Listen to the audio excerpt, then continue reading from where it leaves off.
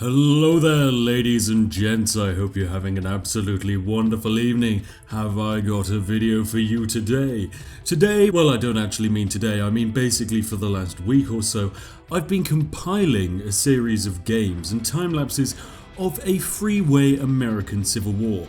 This is a civil war between the fascist America, the communist America, and the democratic America. Now, I'm sure many of you will instantly point out that it's a little weird that the communist state of America involves such states as Texas, and that the fascist states of America involves California. But hey, you know, this happens sometimes. So sit back, relax, grab a cup of tea as we dive straight into the gameplay and try and prove definitively which Civil War empire is the strongest. Welcome, ladies and gents, for the Second American Civil War. You might notice that instantly the Democratic side was knocked out, but don't worry, it's back with a vengeance. Just before dying, it signed an agreement with the Allies, and the Canadians now pushing the Democratic agenda. The Communists get kicked out of the South, and the Fascists rule supreme.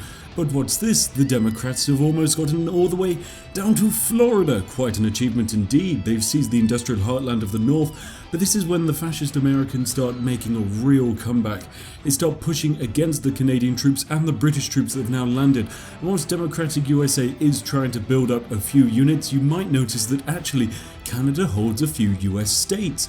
Now, why would that be? Well, it's of course the reward that Canada wants for being involved in this actual pretty devastating civil war. But you might notice, yep, this is it. The fascist Americans have now pushed the border into Canada. With the border being pushed, the Canadian AI wants to go on the defensive. Its heartlands are being breached. No longer is it on the offensive, taking out the Americans. It is now losing valuable land. And this is when we really see the rise of the free American empire. So the first game goes to the fascists. In our second game, Canada instantly allies with the Democratic side and begins a full-scale invasion right at the start. As you might notice, the communists again in the south push almost all the way out to California. However, they are losing land to the Democrats in Florida. So yes, whilst the communists are holding against the fascists, they have lost everything to the Democrats. But this is when they really begin to lose everything. The fascists hold in the north and push in the south. Damn, that really proved effective, and the communists are gone.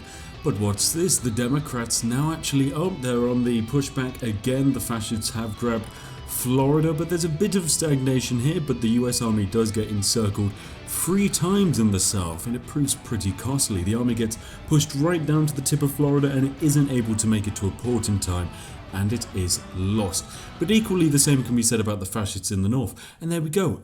A peace deal. The Democrats capitulate, but that doesn't stop the Canadian troops that have already arrived. And guess what? Apparently the communists are back. That's right, the USSR lands troops.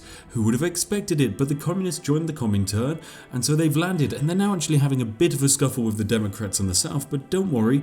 Oh god, they are actually making a comeback. God, that's impressive. But whilst this has all happened, the fascists have gone and seized Canada. I decided to move out to the world map for this one because so much is going on. Yep, because of what happened, the fascists seized all of America, and now a fully operational fascist America is able to make a move on Europe, supporting the German and Romanian offensive into the Soviet Union. Whilst the Allies have been depleted fighting America, the British Raj was left open for an attack. And so that's what happened. Also, Vichy-France Civil War, that also happened. Who could have believed it? But Japan holds all of China, all of India. It is unstoppable. The war is lost because the Comintern and the Allies started off at war thanks to this American Civil War. But guess what? A peace deal, and the communists keep the south. Anyway, on to the next game. On to our third game, and the Free American Empire has won the 2 previous games. Surely that means it's on track to win this one too, especially with the communist democratic infighting that's just happened in the south. But actually no, the Democrats have pulled off rather successfully. They've managed to hold all of the east coast and are now strongly pushing west with the support of a powerful Canada.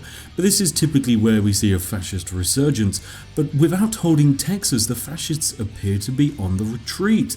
God, they are just slowly getting more and more pushed back. They're now really on the Californian border there. Yep, I don't think they've got it. The communists have been wiped out, and with the support of Canada, God, you wouldn't really think you'd be saying that. With the support of Canada, the Democratic United States of America has won. On to le fifth game. Oh wait, God, no, I'm not French, I'm British. Completely forget that, I'll just need to grab a cup of tea. Much better. Now, what has happened in this game? Well, instantly the Democratic side has been wiped out by the fascists. But who's this? The communists making a vengeance. And they've grabbed California quite early on and a lot of the north. Now they're holding the Democratic side, and they've capitulated the fascists. This is the first time we've seen the communists do that. And now they're making a push into Canada. Could this be the first game that the communists win? So far we've had 3 wins for the fascists, 1 for the Democrats, and now this would appear to be a communist victory.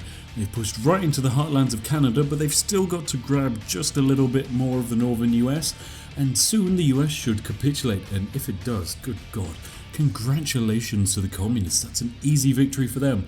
And yep, it does look like it now, this is a victory for the communists. Hats off to them, first victory of the day, and well worth it.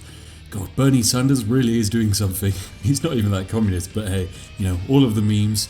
So, yep, there you go, they've grabbed Canada, and that's a victory for them. On to our sixth game, and the communists do it once more again. They push right into California, they grab Florida, but this time the Democrats aren't giving up so easily. They're holding on to the bottom tip of Texas somehow, and they've actually just made a brief push out of Florida.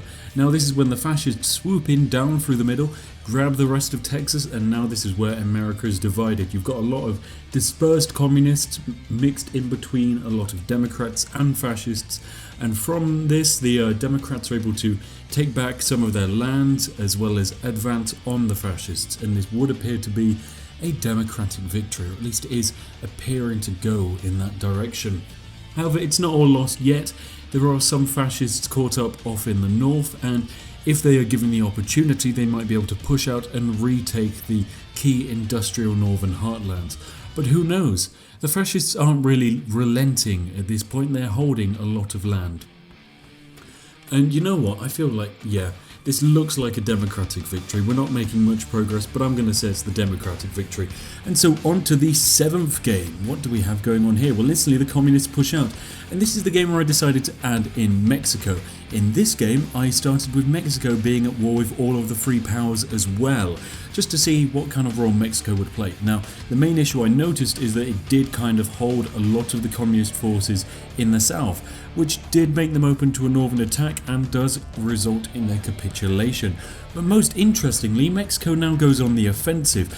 It turns out their civil war was just what it needed to actually take back some of those wonderful US lands that it lost, well, quite a long time ago.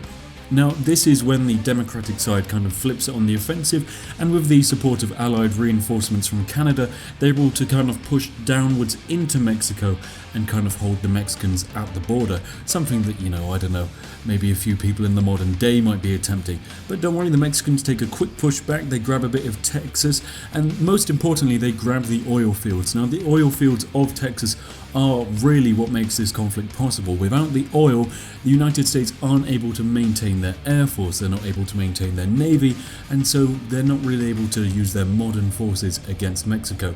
But they managed to, just through the force of sheer improved numbers and the Canadian cavalry, push them right back down into Mexico, and I'm going to have to say right now that's a Democratic victory. Now, I did decide to zoom out here just to show you the world map, because this game resulted in a very funky world map. Because the communists and the allies and the fascists all started in 1936 at war with each other, it creates a little bit of an interesting situation. You might notice that Poland controls all of Europe. And no, I can't explain why that happened, but good God is it impressive. So well done AI Poland. Anyway, on to the next game. I decided to spend this entire game zoomed out completely, and you might notice that instantly Germany annexes Poland, but it is then pushed back by the communists, who are also supporting the Americans in the south. Now the Democrats, because the communists are busy, are able to move in, and the Democratic side capitulates the communists, grabbing all of their territories. The Democrats now go on the offensive, pushing back the fascists, but whilst this happens in Europe, France begins to fall. That's right, the French were sending volunteer forces to the United States that really should have been spent protecting the south, because guess what? Italy invaded them. Yeah, that's right, Italy. Anyway, so whilst America might have been won to the Democrats, Europe has been lost. What an interesting game we're happening. Also, is Is that the German Reich holding America? No, it's the Guangxi clique, and not America, I mean China, God. Same thing though, well maybe in the future if they ever want their debts repaid. Anyway, so the German Reich pushes all the way down to Greece, they grab Denmark, and God, what's this? America hasn't really done anything. Even though the war started very early for them and they will be able to get their economy going in no time, they've decided not to go on the offensive. They've gone full isolationist, and that doesn't really surprise me. They've just been through a civil war, so you know, it's kind of to be expected. You know what, I think it's time we ask the big question of what is America actually having a civil war about? Because as we've shown in the video, they've had probably about, are we on the 8th civil war now, or is this the 6th civil war? Yes, this is the 6th civil war, I think. But why would you have so many civil wars? Well, I mean, America's first civil war was about slavery, but that's not exactly going to be coming back anytime soon. So what might this civil war really be about? Well, if I had to hedge my bets and say what America would want to have a civil war about, I'm going to probably have to jump on the fact that, you know what, yep, I feel that this is the most likely hypothesis. America is having a civil war on whether they want tea back. Now, you see, America's always had a bit of a hostile relationship to tea.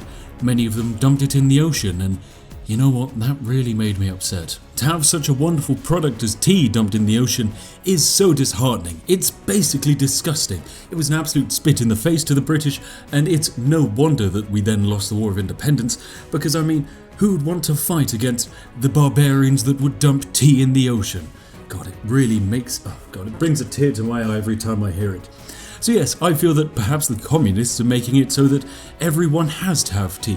Similar to the gulag and potato approach of the USSR, the communists of America in this period are trying to make it so that every man is entitled to tea, and so will have tea.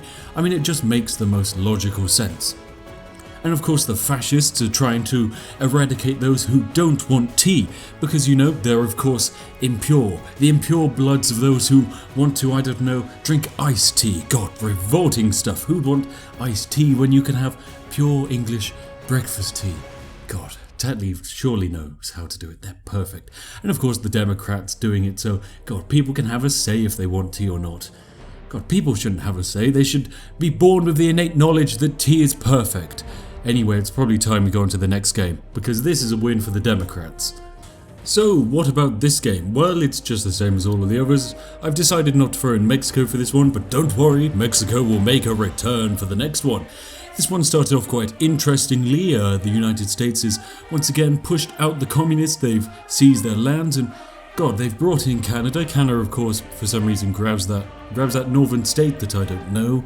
I mean, it's probably got a name. I'm sure if you live there, you'll have a go at me in the comments about, God, it's so terrible that I don't know all of the states of that rebellious land that threw tea in the ocean. Anyway, on to the next game. This is the final game, I'm afraid, ladies and gentlemen.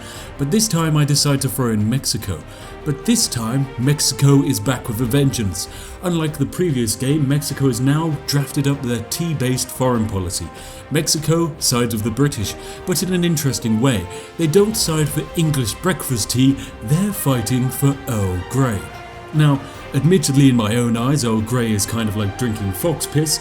It's a very acquired taste, and personally not for me, but each to their own, and Mexico believes that it's a valid casus belli, and so that's what they'll be doing. They've just invaded all of California, they've grabbed Texas, and now the Texans are drinking Mexican flavored Earl Grey tea.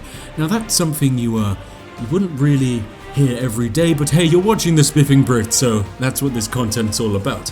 And they're finally making the push on the democratic heartland of Washington and New York, and God, those hipsters are gonna love the taste of tea. Just you wait. They might like their fancy iced tea now, but once you get a taste of Earl Grey tea, I mean, I'm sure it takes a while to get used to it, but even anyone can be converted.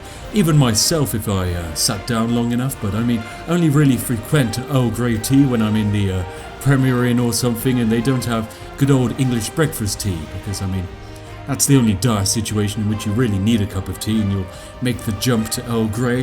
But yes, good job to Mexico. They've not only taken out America, they've also converted part of Canada. It's quite an achievement to say the least, so good for them.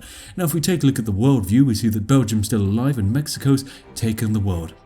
Anyway, if you've enjoyed watching this video, please do give the video a like. It's taken me a good few weeks or two to actually make the video.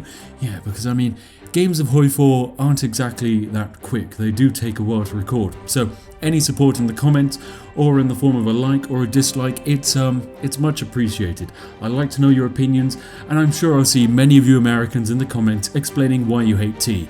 And don't worry, I'll be down there debating you to good old hell, because I mean, tea is brilliant and any other opinion is quite frankly wrong. Feel free to prove me wrong otherwise though. I'll be happy to hear you. Anyway, see you all in the next one, and thank you for getting us so close to 50k. It's absolutely wonderful to be part of such a growing community. I'll see you all in the next one.